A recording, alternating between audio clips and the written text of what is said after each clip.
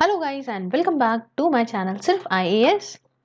तो यहाँ पे हम विजन आईएएस की पीटी 365 जो कि गवर्नमेंट स्कीम की उसे कंटिन्यू करते हुए आज आपके लिए इसका पार्ट 28 ये सेकंड लास्ट पार्ट है, डोंट वरी, इसे प्रेजेंट करने जा रहे हैं। अब इसके अंदर हम ministry of science and technology की स्कीम्स को डिस्कस करेंगे। पहली स्कीम है innovation in science pursuit for inspired research, जिसे शॉर्ट फॉर्म में इंस्पायर भी बोल रहे हैं। जानेंगे न्यूज में क्या है, ऑब्जेक्टिव क्या है, फीचर्स क्या है। पर उसके पहले बहुत अमेजिंग कॉम्बो ऑफर्स चल रहे हैं अनअकैडमी पे, जिसमें जीएस और ऑप्शनल दोनों का कॉम्बो लेते हो आप तो आपको समझ लीजिए ऑप्शनल तो फ्री ही पड़ जाता है। You can see the price difference. और 1 साल के लिए लेते हो, 2 साल के लिए लेते हो, 3 साल के लिए लेते हो, बेनिफिट बढ़ता चला जाता है। ये कॉम्बो ऑफर 15 सितंबर को क्लोज हो रहा है। प्राइस हाइक कभी भी हो सकता है। क्या ही फायदा। अगर आप डिसिप्लिन मैनर में प्रिपरेशन करना चाहते हो तो बिल्कुल मत रुको। सिर्फ आईएएस का कोड यूज करोगे अगर, यहाँ देखिए अगर आप, तो आपको एक्स्ट्रा बेनिफिट्स मिलेंगे। अब यहाँ पे देखिए, अगर आप 2022 का बैच ले रहे हो, कितने शेड्यूल मैनर में सब कुछ ऑलरेडी है। कौन सा टीचर बाइलिंगुअल पढ़ाएगा, कौन सा इंग्लिश पढ़ाएगा, एवरीथिंग इज प्रिपेयर्ड ऑलरेडी। 15 सितंबर से 2023 का भी बैच स्टार्ट हो रहा है 2 सालों के लिए। यहाँ पे आप देख सकते हो कितना सब कुछ प्रॉपर डिसिप्लिन शेड्यूल्ड है। तो सिर्फ आईएएस का कोड यूज करिए और देखिए यहाँ पे सब कुछ पहले से एडवांस में है। कब से ऑप्शनल का बैच स्टार्ट हो रहा है, कौन ले रहा है, इंडिया के टॉप एजुकेटर्स के साथ है। और बेस्ट चीज तो रेज योर हैंड का ऑप्शन। यू कैन सी कि आप अपनी लाइव क्लास में एजुकेटर्स से हाथ उठा के रेज योर हैंड का ऑप्शन चूज करके आप लाइव क्लास में अपने डाउट पूछ सकते हो।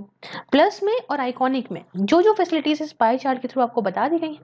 अपार्ट फ्रॉम इट, यूपीएससी के अंदर अगर आपको फाइनेंशियल प्रॉब्लम है, अनअकैडमी अब उसको भी सॉल्व कर दे रहा है आपको। 0% इंटरेस्ट रेट पे, 0 प्रोसेसिंग फीस पे लोन प्रोवाइड करके। यहाँ पे भी आप सिर्फ आईएएस कोड यूज करोगे। सारी डिटेल सब्सक्रिप्शन डिस्क्रिप्शन बॉक्स में है।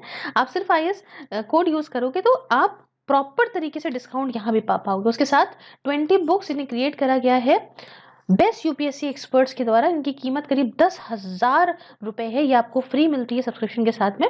और स्कॉलरशिप वगैरह भी अनअकैडमी प्रोवाइड करता है। आप प्लीज जाएं और जरूर देखें and don't forget to use my code सिर्फ IAS for a variant discount. Back to the topic, जो हम ministry of science and technology की स्कीम समझ रहे थे इंस्पायर, वो न्यूज में क्यों है फिलहाल ये जानते हैं।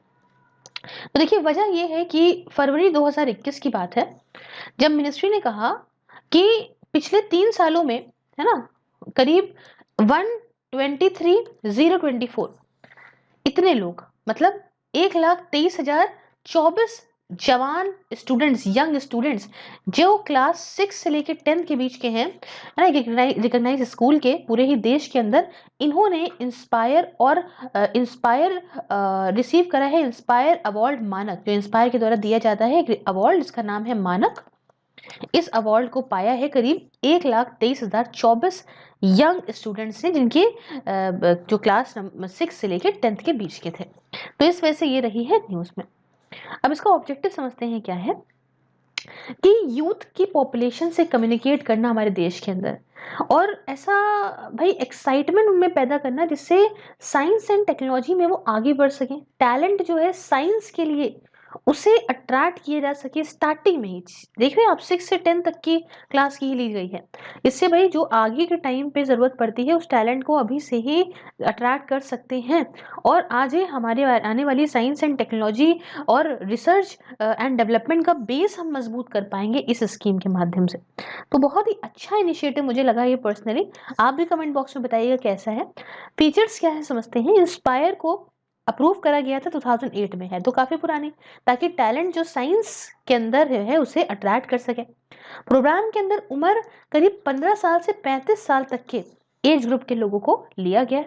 और इसका जो इंस्पायर स्कीम है, इसके अंदर 3 प्रोग्राम हैं और कुछ उसके 5 कंपोनेंट्स हैं।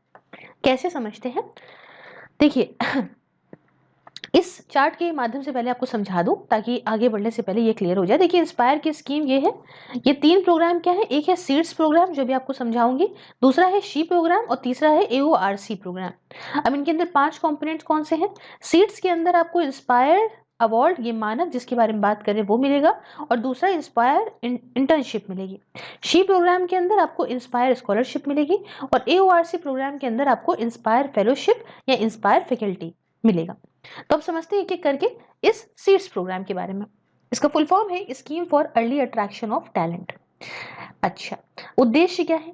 एम ये है कि टैलेंटेड यूथ को यहाँ पे अट्रैक्ट करा जा सके कि वो साइंस को पढ़ें। कैसे? उनको इंस्पायर अवार्ड्स मानक देके करीब 1 मिलियन यंग लर्नर्स को, जिनकी एज जो है वो 10 से लेके 15 साल के बीच में हो और ये क्लास 6 से लेके 10th स्टैंडर्ड के बीच में आते हो।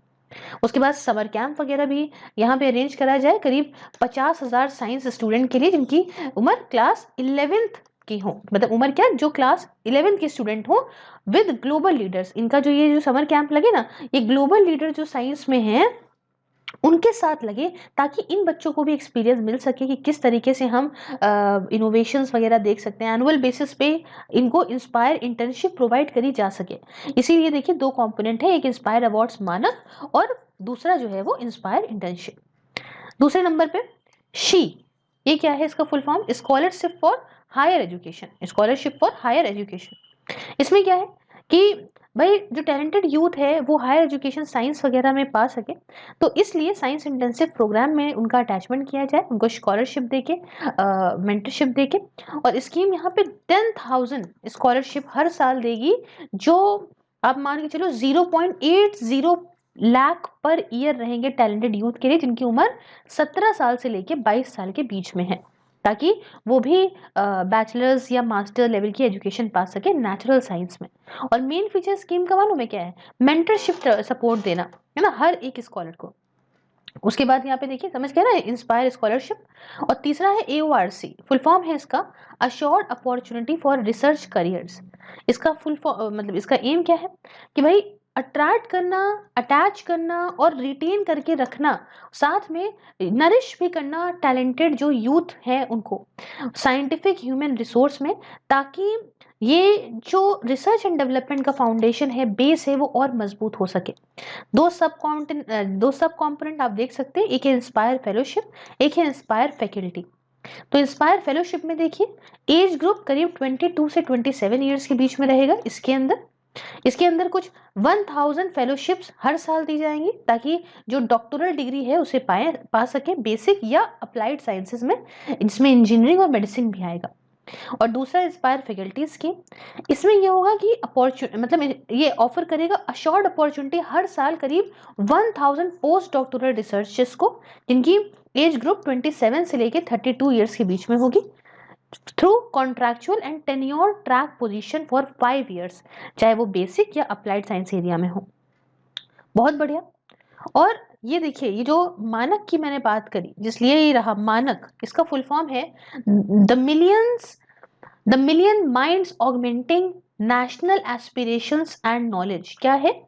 The millions mind augmenting national aspiration knowledge मानक। ये जो इंस्पायर अवार्ड मानक है, million minds augmenting national aspiration and knowledge, इसको लॉन्च किया गया था by the DST, department of science and technology के द्वारा।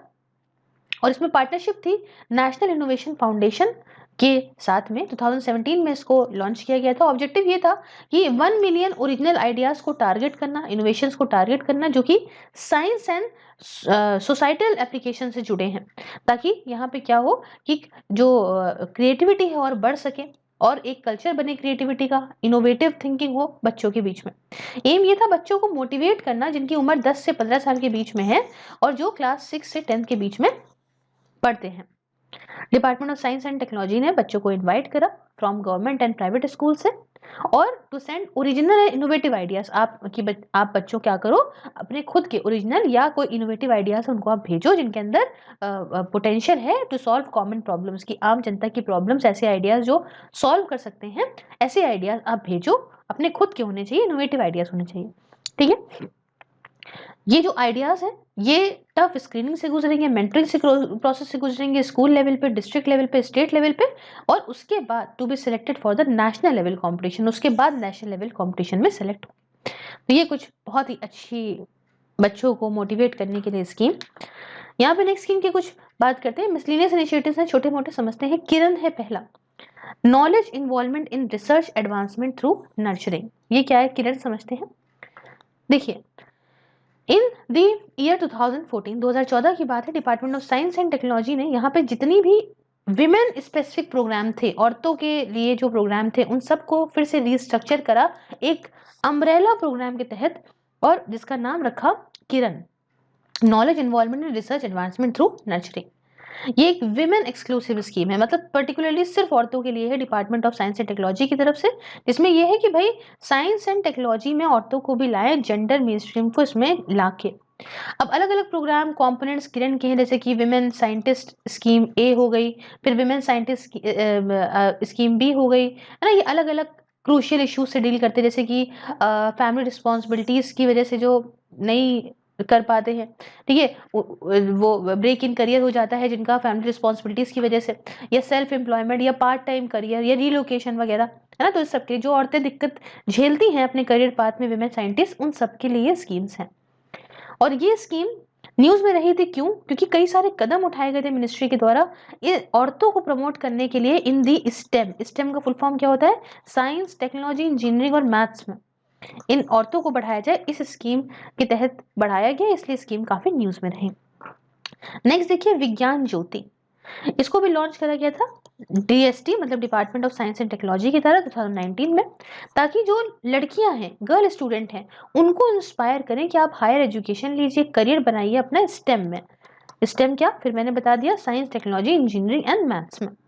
प्रोग्राम यहाँ पे स्कॉलरशिप दे रहा था, आसपास के साइंटिफिक जो है इंस्टीट्यूशन में विजिट करने के लिए आपका साइंस कैंप लगाए जा रहे थे, उसके साथ लेक्चर्स दिए जा रहे थे, बड़े बड़ी जो विमेन साइंटिस्ट उनके द्वारा करियर काउंसलिंग हो रही थी, और selected women from more than 500 district, इसमें 500 से ज्यादा डिस्ट्रिक्ट से औरतों को सेलेक्ट करा गया। ये would be given such opportunities, उन सारी औरतों को ये अपॉर्चुनिटीज देने की बात हो रही थी।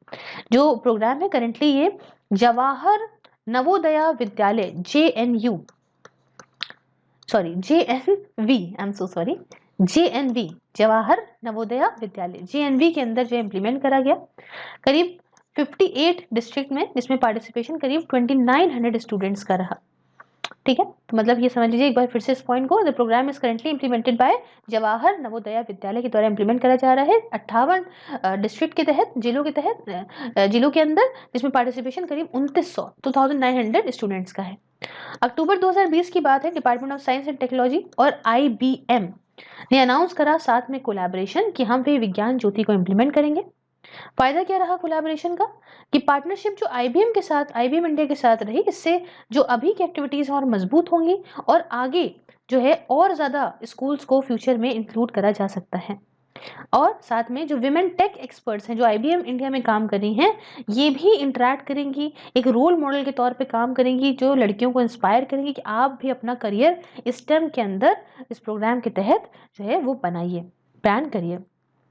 सेकेंड फेज इस प्रोग्राम का ये आ रहा था international day of women and girls in science के मौके पे, मतलब आपका 11 फरवरी 2021 को आया, और ये स्प्रेड करेगा प्रोग्राम को, लड़कियों का और ज़्यादा इंकरेज करेगा लड़कियों को कि आप साइंस में इंटरेस्ट लीजिए, अपना करियर बनाइए स्टेम में।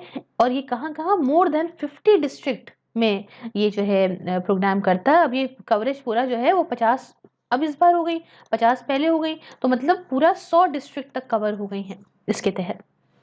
उसके नेक्स्ट है इंगेज विद साइंस। ये क्या है?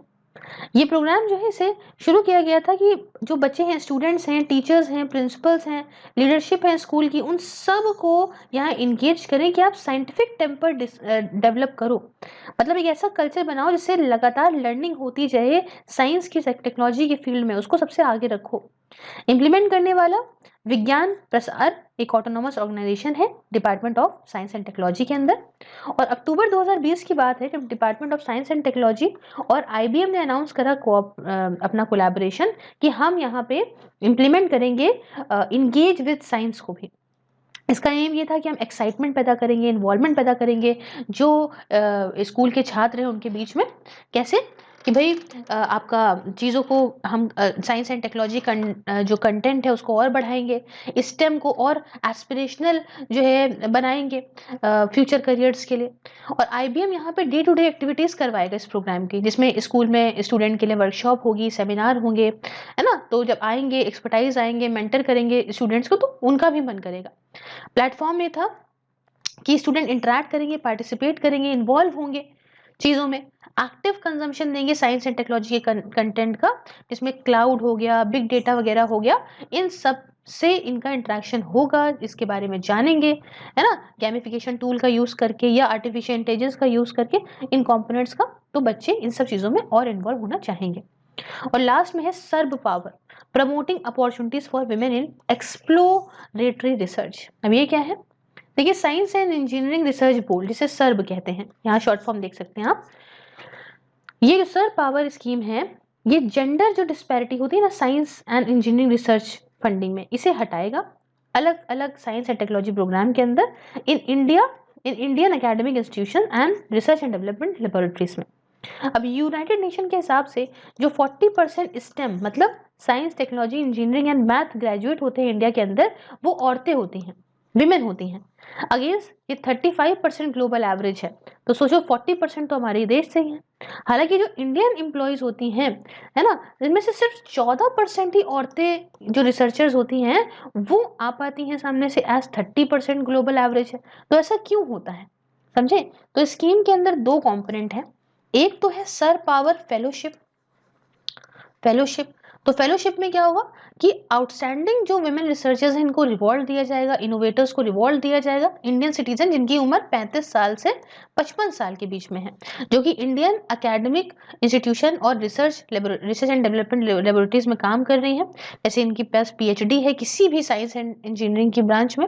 और नॉमिनी जो है, the nominee है should not be receiving any other fellowship from government sources during the tenure। इस टाइम पे, इस टाइम तक ये नॉमिनी जो है कोई और फेलोशिप ना पाया हो तब तो उसको मिलेगी। सपोर्ट और ड्यूरेशन क्या रहेगा? देखो, फेलोशिप जो रहेगी वो 15,000 पर मंथ की रहेगी, in addition to regular income. Regular income के साथ 15,000 पर मंथ की फेलोशिप भी लीजिए। रिसर्च ग्रांट मिलेगी 10 लाख पर एनम, मतलब सालाना 10 लाख। और सक्सेसफुल पावर फेलोशिप जो है वो can not be renominated for the second time. ये समझ लो, रीनॉमिनेट नहीं होगी, मतलब फायदा उठाते रहोगे, ऐसा नहीं होगा। पहला कंपोनेंट तो ये है। दूसरा कंपोनेंट है सर पावर रिसर्च ग्रांट। ये क्या है? इस स्कीम का एम ये है कि जो अभी जानी मानी औरतें रिसर्चर्स हैं, जो इमर्जिंग हैं, है ना, उनको और इनकरेज करना कि आप इंडिविजुअल सेंट्रिक और competitive mode of research funding करिए, ताकि रिसर्च एंड डेवलपमेंट एक्टिविटीज बहुत बढ़िया तरीके से फ्रंटियर एरियाज में हो पाए साइंस एंड इंजीनियरिंग की। और पावर ग्रांट, इससे औरतों को एम्पावर मिलेगी, जो वुमेन रिसर्चर्स हैं उनको फंडिंग मिलेगी।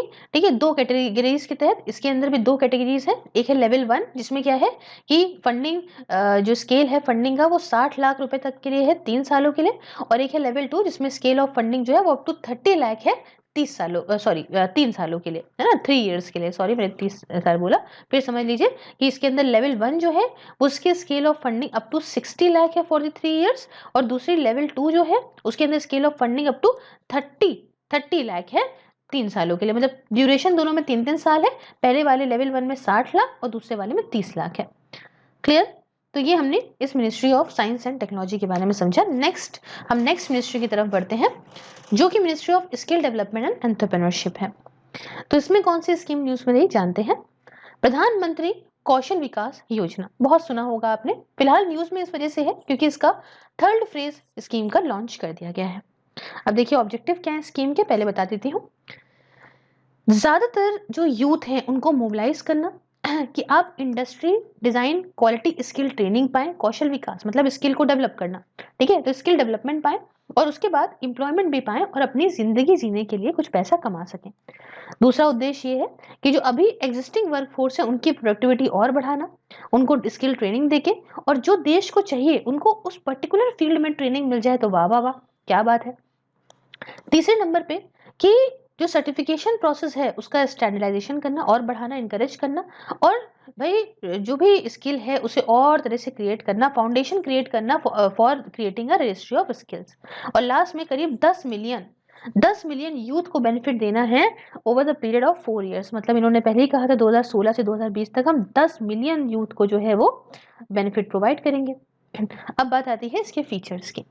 तो इसका पहला फीचर ये है कि पायलट फेज इस योजना का लॉन्च किया गया था 2015 में, ताकि स्किल डेवलपमेंट को देश के अंदर बढ़ाएं, है ना।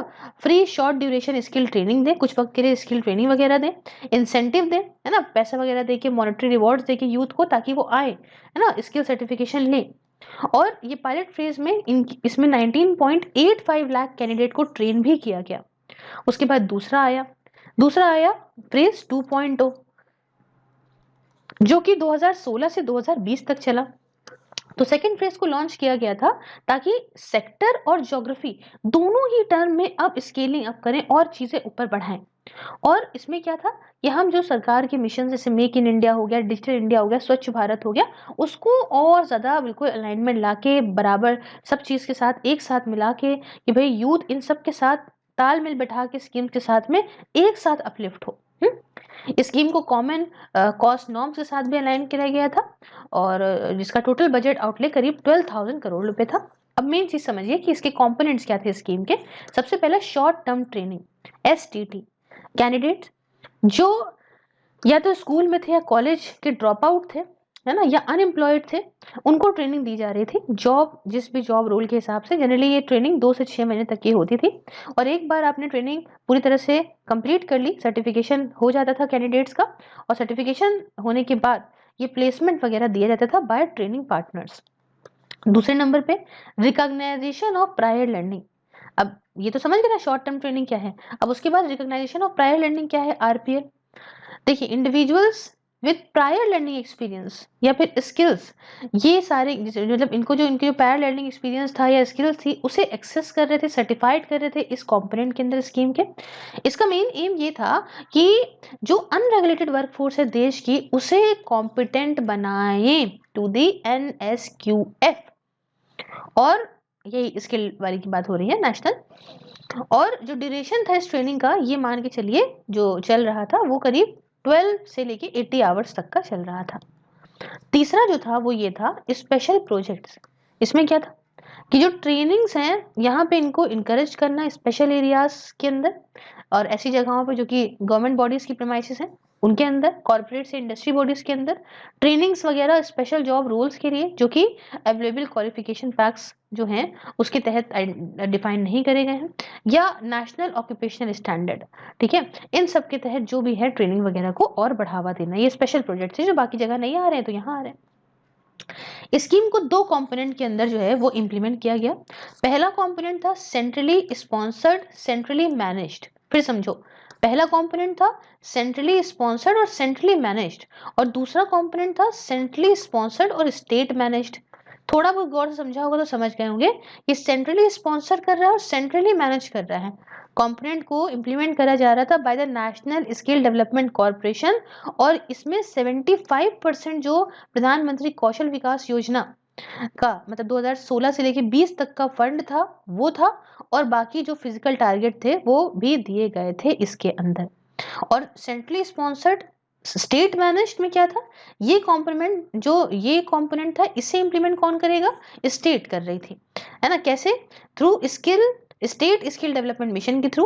और बाकी बचा जो 25%, 75% यहाँ चला गया, तो 25% जो प्रधानमंत्री कौशल विकास योजना का फंड था 2016 से 20 वाला, ये सारा कुछ यहाँ पे यूज हो रहा था, और जो भी टारगेट थे फिजिकल टारगेट जो है वो इसके तहत जो दिए गए थे वो अलग, ठीक है।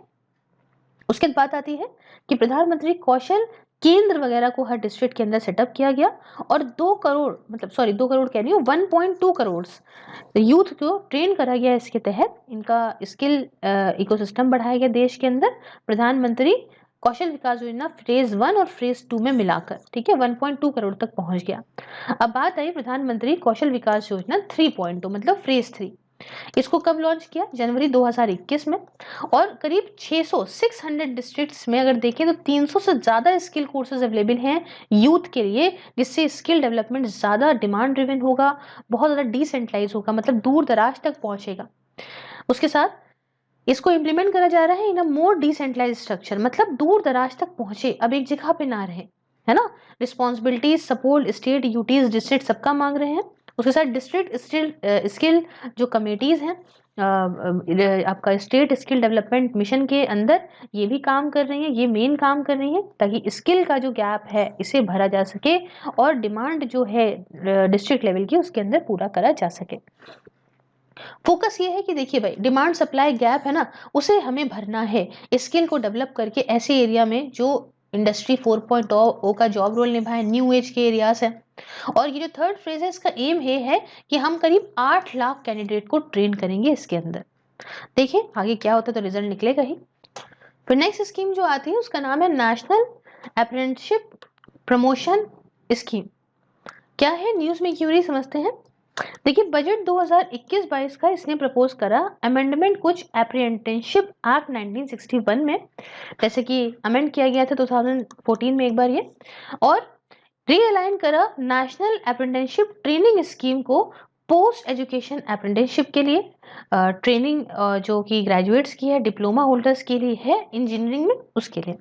अभी देखिए ये जो अप्रेंटिसी कौन होते हैं, ये वो लोग होते हैं जो ट्रेनिंग वगैरह नहीं, लो वेजेस पे जो जाते हैं ट्रेनिंग, क्या जैसे कहीं काम कर रहे हैं लो वेजेस पे, लो स्टाइपेंड पे काम करते हैं, जैसे सपोज करो कि सीए बनने से पहले जो है कहीं पे कहीं लग के काम करें, 2-3 हज़ार रुपये उनको मिल रहे हैं, स्टाइपेंड मिल रहा है, वो है।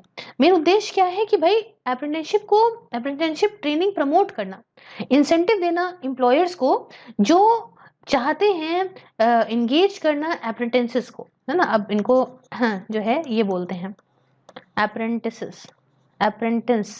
ऐसे बोल लो, है ना, तो ये बोलते हैं। तो इन ऐसे एम्प्लॉयर जो इन लोगों को लेंगे, इनके साथ एंगेज होना चाहते हैं, उनको इंसेंटिव प्रोवाइड करना। अब इससे क्या होगा, इससे दूसरा ऑब्जेक्टिव ये है कि इंगेजमेंट जो अप्रेंटिसशिप का है उसे 2.3 लाख से बढ़ा के 15 लाख तक करना है 2020 तक। अब फीचर्स की बात करते हैं तो इसके दो कंपोनेंट हैं। पहला तो ये कि 25% जो प्रिस्क्राइब स्टाइपेंड का है उसे रियम्बर्स कर देंगे। मतलब यहाँ पे ऐसे समझो, इसमें मैक्सिमम कैपिंग है 1500 पर मंथ की per apprentice by the government of India to all employers engage apprentices. अब मान लो जैसे कि आप एक एम्प्लॉयर हो, आपने कुछ अप्रेंटिसी अपने यहाँ रख रखे हैं कि आप आइए मेरे यहाँ जो है काम करिए। अब मान लो सपोज करो कि सबको आप 3-3 हज़ार रुपये दे रहे हो, ठीक है, 3,000 क्या, सपोज करो 4,000 रुपये दे रहे हो, ठीक है, जल्दी से निकल आएगा। 4,000 रुपये दे रहे हो तो 25% कितना हुआ इसका, 1,000 रुपये। क्लियर, तो 1,000 रुपये तक यहाँ पे 25% हो रहा है ना, तो 1,000 रुपये सरकार जो है वो रियम्बर्स कर देगी, मतलब वापस दे देगी एम्प्लॉयर को। क्लियर, इस पे भी कैपिंग है, 1,500 रुपये तक ही देगी, ऐसा नहीं है मतलब कुछ भी आप दो तो कुछ भी सरकार से ले लो, ऐसा नहीं कर पाओगे। और दूसरा कंपोनेंट ये है कि sharing the cost of basic training, जो बेसिक ट्रेनिंग की कॉस्ट है ना, जो फ्रेशर होता है ना, फ्रेशर अप्रेंटिसी होता है, उसकी बेसिक ट्रेनिंग की कॉस्ट वगैरह को शेयर करेंगे। जैसे मान लो कि एक कोई फ्रेशर है, डायरेक्टली आ गया अप्रेंटिसशिप ट्रेनिंग से बिना किसी फॉर्मल ट्रेनिंग के, ठीक है, तो कॉस्ट वगैरह शेयर हो जाएगी, लिमिटेड टू 7,500 पर अप्रेंटिसी, और मैक्सिमम ड्यूरेशन 500 आवर का, मतलब 3 महीनों तक के लिए जो है कॉस्ट शेयर हो जाएगी जो भी ट्रेनिंग में लगेगी। स्कोप क्या है स्कीम का, स्कोप ये है कि इसके अंदर सारी कैटेगरीज के अप्रेंटिसेस आएंगे एक्सेप्ट द ग्रेजुएट को छोड़ के, टेक्नीशियन को छोड़ के, और टेक्नीशियन जो वोकेशनल में है उनको छोड़ के, है ना, ऐसे अप्रेंटिसेस को छोड़ के बाकी सब आएंगे, क्योंकि ये सब which are covered by the scheme administered by ministry of education, क्योंकि सारे के सारे जो scheme ministry of education cover कर रही है ना, वो उस स्कीम के अंदर आते हैं, इसलिए इन लोगों को छोड़ के बाकी सारे आएंगे। क्लियर, और इसे इंप्लीमेंट करा जा रहा है director general of training DGT के द्वारा। तो ये कुछ कहानी हमने बताई आपको इसके बारे में। नेक्स्ट स्कीम की बात करेंगे, सुगम्य भारत अभियान, एक्सेसिबल इंडिया कैंपेन। बहुत अच्छा है। देखिए जो PWD लोग होते हैं, पर्सन्स विद डिसेबिलिटी होते हैं, उनके लिए भी उनको अधिकार मिले, हर जगह वो पहुंच सके, इसके लिए बहुत अच्छा अभियान लाया गया है। न्यूज में इसलिए है क्योंकि फरवरी 2021 में सेंटर ने सुगम्य भारत ऐप को लॉन्च किया है, एंड एक्सेस एक फोटो डाइजेस्ट है ना, द फोटो डाइजेस्ट, इसको भी लॉन्च किया है। अभी क्या है दोनों चीजें समझते हैं। फिलहाल ऑब्जेक्टिव समझिए इस अभियान के क्या है। ये देखिए यूनिवर्सल एक्सेसिबिलिटी हो सके, है ना, पहुंच मिल सके पर्सन्स विद डिसेबिलिटीज, मतलब PWDs वाले लोगों को। स्कीम के टारगेट ये है कि हम 50% तक सारी जो सरकारी इमारतें हैं और जो सारी स्टेट की कैपिटल है उन्हें हम फुली एक्सेसिबल बनाएंगे PWDs के लिए। उसके साथ एक्सेसिबिलिटी ऑडिट करेंगे 50% गवर्नमेंट बिल्डिंग्स का, और उन्हें भी फुली एक्सेसिबल बनाएंगे जो 10 सबसे इंपॉर्टेंट शहर हैं, टाउन्स हैं स्टेट के अंदर, उसके अंदर। और 50% रेलवे स्टेशन को देश के अंदर उनको भी कन्वर्ट करा जाएगा फुली एक्सेसिबल रेलवे स्टेशन में।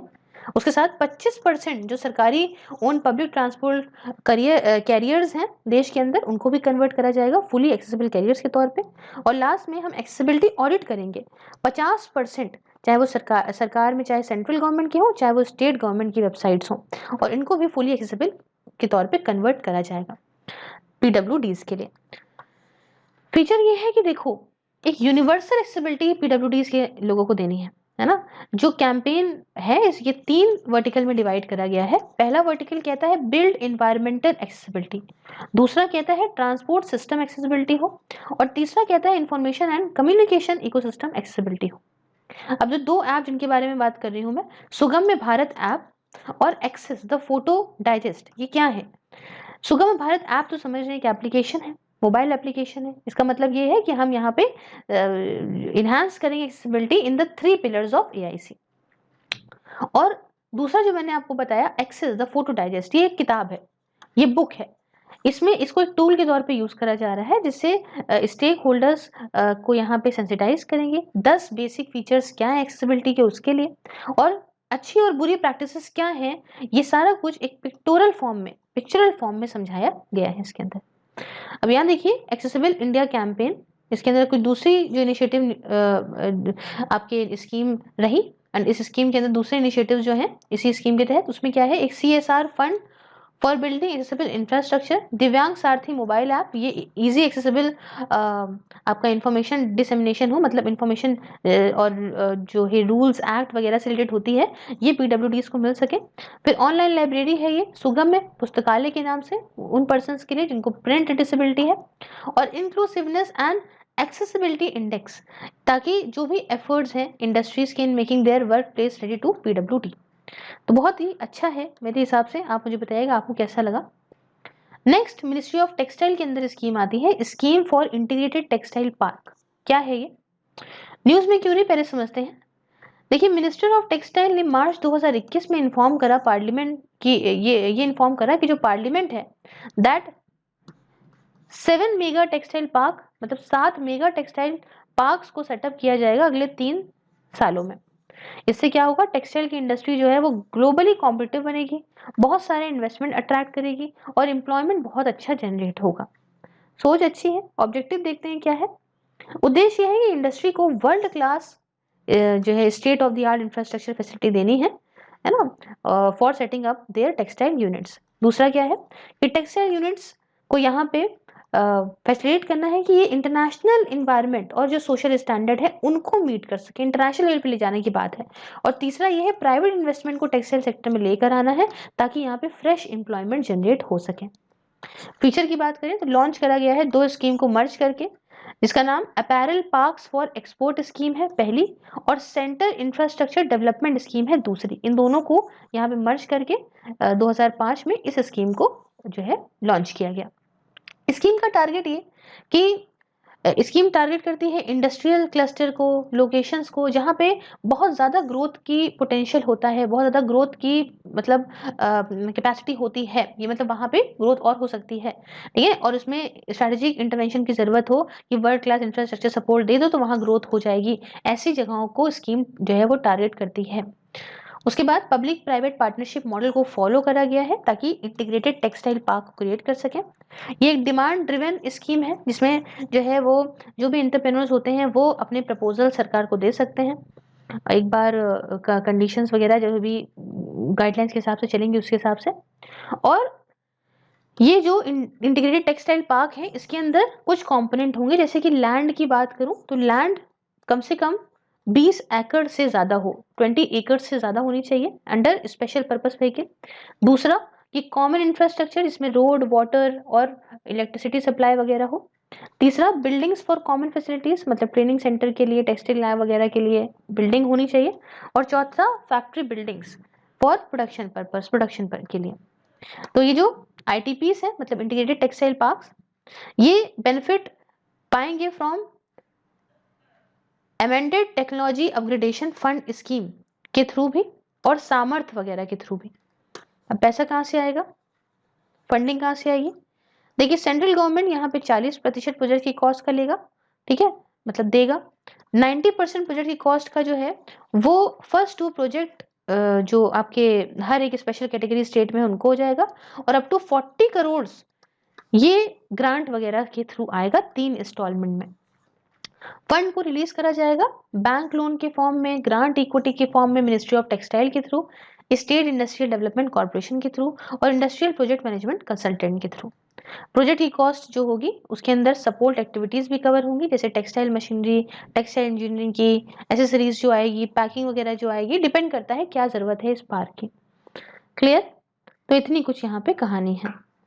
और नेक्स्ट बात करते हैं हम मिनिस्ट्री ऑफ टूरिज्म के अंदर स्कीम की, जिसका नाम है national mission on pilgrimage rejuvenation and spiritual augmentation drive, Prasad scheme.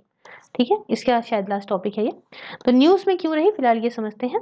Recently क्या हुआ कि टूरिस्ट फैसिलिटेशन सेंटर जो फैसिलिटी है आपकी गुरुवायूर केरला के अंदर, ये इनॉग्रेट करी गई अंडर प्रसाद स्कीम। ठीक है, ऑब्जेक्टिव क्या है समझते हैं। ऑब्जेक्टिव ये है कि हम जो इतनी भी तीर्थ यात्रा वाली जगह होती है ना, इन सबको डेवलप करेंगे, प्लान्ड मैनर में करेंगे, प्रायोरिटी देके करेंगे और सस्टेनेबल मैनर में करेंगे, ताकि हम रिलीजियस टूरिज्म का एक्सपीरियंस और बढ़िया बना सकें। उसके साथ जो पिलग्रिमेज जो आपका टूरिज्म है उसमें डायरेक्ट हो, एक मल्टीप्लायर इफेक्ट हो एम्प्लॉयमेंट के ऊपर। क्योंकि देखो जब जब होता क्या है ना कि जब ऐसे टूरिस्ट वगैरह आते हैं, है ना, चाहे दर्शन ही करने क्यों ना आए, लेकिन एम्प्लॉयमेंट जनरेट होता है, इकोनॉमिक डेवलपमेंट होता है, उससे टूरिस्ट अट्रैक्ट होंगे सस्टेनेबल मैनर में, वर्ल्ड क्लास इंफ्रास्ट्रक्चर देंगे रिलीजियस डेस्टिनेशन पे, तो ऑब्वियसली बात है और टूरिस्ट आएंगे, अलग अलग जगहों से आएंगे, वर्ल्ड से आएंगे। और लोकल आर्ट, वहाँ का कल्चर, हैंडीक्राफ्ट, क्यूजीन, ये सब चीज़ें प्रमोट करना भी इसका ऑब्जेक्टिव है। फीचर्स की बात करते हैं तो पहला फीचर है सेंट्रल सेक्टर स्कीम है। स्कीम का एम ये है कि हम इंफ्रास्ट्रक्चर को डेवलप करेंगे, जैसे कि एंट्री पॉइंट को, रोड को, रेल को, वाटर ट्रांसपोर्ट को, लास्ट माइल कनेक्टिविटी होगी, आखिरी तक जो है ट्रांसपोर्ट अवेलेबल होगा, बेसिक टूरिज्म फैसिलिटीज होंगी, जैसे कि इंफॉर्मेशन या इंटरप्रिटेशन सेंटर होंगे, एटीएम या मनी एक्सचेंज या eco friendly modes of transport वगैरह होगा। और for components within public funding, इसके लिए सेंट्रल गवर्नमेंट जो है वो 100% फंड देगा। और इम्प्रूव सस्टेनेबिलिटी के लिए प्रोजेक्ट के एफर्ट लिए जाएंगे, ताकि भाई पब्लिक प्राइवेट पार्टनरशिप रहे, है ना, सीएसआर वगैरह से भी एफर्ट लिए जाएंगे। सेंटर ने यहाँ पे इंक्लूड करा है गंगोत्री एंड यमुनोत्री को उत्तराखंड के अंदर, अमर कंटक को मध्य प्रदेश वाले जो हैं, और पारसनाथ को जो कि झारखंड के अंदर है। तो ये याद रखिएगा, गंगोत्री और यमुनोत्री को उत्तराखंड में, अमरकंटक को मध्य प्रदेश में और पारसनाथ को झारखंड के अंदर। इस स्कीम के अंदर सब कुछ कवर किया गया है। आई होप आपको इतना समझ में आया होगा। नेक्स्ट जो हमारी रहेगा वो लास्ट ही रहेगा। Thank you so much for discussion and do follow me on Unacademy. Unlock my free content by using SIRF-IS code and purchase the codes of Unacademy by using the code SIRF-IS and I will discount. All the link are in the description box. Thank you so much. Have a nice day.